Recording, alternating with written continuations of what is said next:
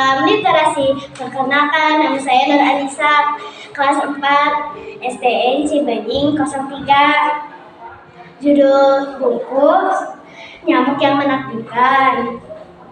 Pengarang Ahmad Hilyan, penerbit Serbajaya Surabaya. Judul puisi Nyamuk yang Menakjubkan.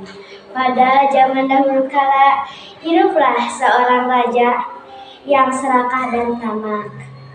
Oh, raja serakah yang selalu ingin memeluas kerajaannya. Hutan tempat hewan berlindung, hewan jadi terancam hidupnya. Oh, pahlawan nyamuk, nyamuk memulai misinya dengan menggigit bagian tubuh raja yang tamak itu. Oh, raja serakah, dan akhirnya raja meninggal dunia. Wahai nyamuk, engkaulah pahlawan penghuni hutan. Wassalamualaikum warahmatullahi wabarakatuh. Salam literasi.